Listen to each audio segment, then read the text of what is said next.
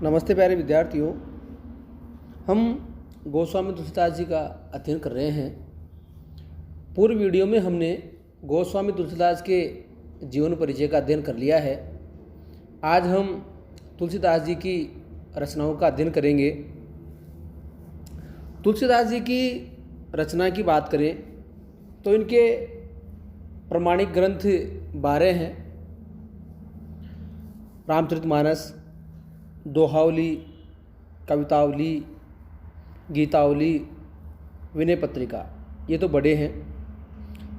और रामलला नैछू, पार्वती मंगल, जानकी मंगल, बरवे रामायण, वैराग्य संदीपनी, कृष्ण गीतावली और रामाज्ञा प्रश्नावली, ये छोटे ग्रंथ हैं। तो ये 5 तो बड़े मैंने बताए थे, 7 छोटे हैं, तो टोटल हो गए 12। तो प्रमाणिक ग्रंथ ये 12 ही मानते हैं विद्वान। हालांकि शिव सिंह सरोज में इनके 10 और ग्रंथों के नाम बताए गए हैं।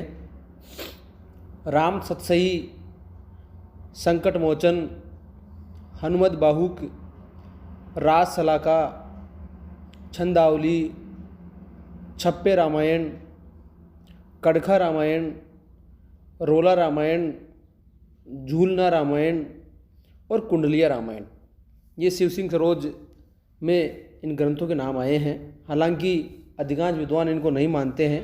पूर्व मैंने जो 12 ग्रंथों के नाम बताए थे वही प्रमाणिक है, उनको आपको याद रखना है। हनुमत बाहु के जो ग्रंथ का नाम आया अन्य में, इनको पंडित राम गुलाम जो द्विवेदी है वो कवितावली के अंतर्गत ही मानते हैं, कवितावली का हिस्सा मानते हैं। हनुमत बाहु की रचना तुलसी ने बाहुओं की जो असहनीय पीड़ा जब उठी उसके निवारण के लिए ही हनुमत बाहु की उन्होंने रचना की थी। ऐसी जनश्रुति है कि बरवे रामायण की रचना इन्होंने अपने स्नेही मित्र अब्दुल रहीम खान खाना, जिनका आप अध्ययन पूर्व कक्षाओं में कर चुके हैं, रहीम जी के कहने पर ही बरवों पे देखकर बनाई थी। उनका बरवे नायिका भेद एक ग्रंथ था।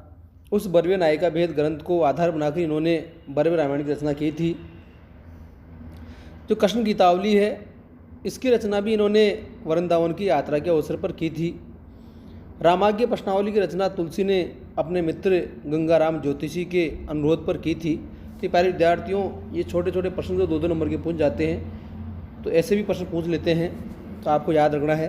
कृष्ण गीतावली की रचना वृंदावन की यात्रा पे की। रामाज्ञा प्रश्नावली की रचना तुलसी ने अपने मित्र गंगाराम ज्योतिषी के अनुरोध पे की। हनुमत बाहु की रचना बाहुओं की अपनी भुजाओं की जो असहनीय पीड़ा थी, इस पीड़ा के निवारण के लिए की। बरवे रामायण की रचना मित्र अब्दुल रहीम खान खाना, जो रहीमदास जी थे, उनके कहने पर ही बरवों में की थी। तो ये आपको याद रखना है। विनय पत्रिका की रचना के बारे में कहा जाता है, जो कलिकाल है, इनको प्रत्येक सागर धमकाने लगा और उन्होंने राम के दरबार में रखने के लिए पत्रिका या अर्जी लिखी थी, विनय पत्रिका। बाद में थोड़ा विस्तार से बताऊंगा मैं आपको इनके बारे में।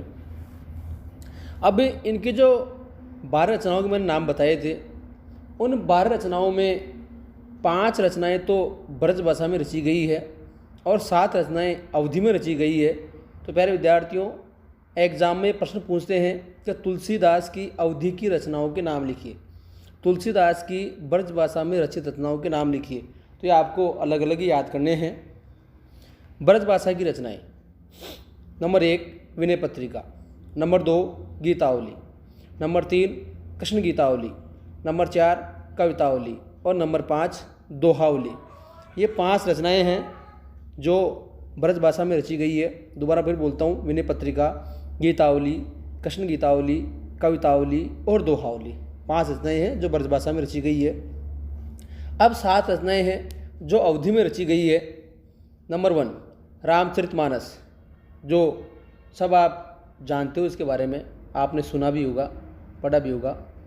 Number 2 Ramlala नैचू, number 3 Parvati Mangal, number 4 Janaki Mangal, number 5 Barve Ramayan, number 6 Vairagya Sandipani और नंबर 7 रामाज्ञा प्रश्नावली।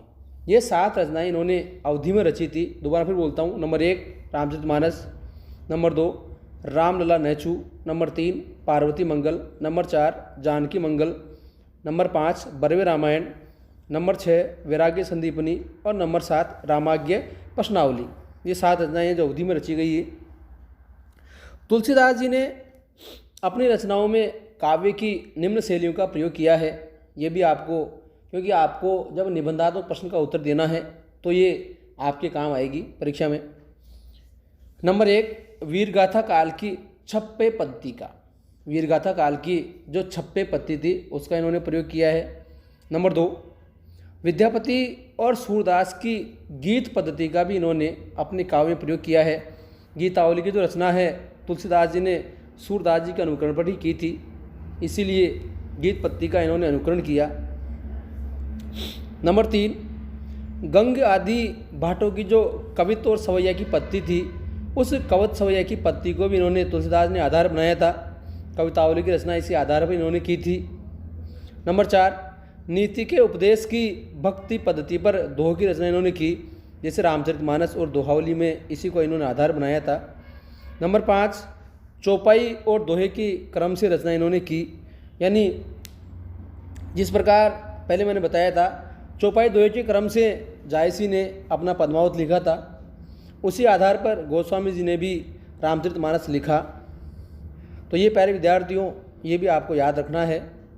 धन्यवाद।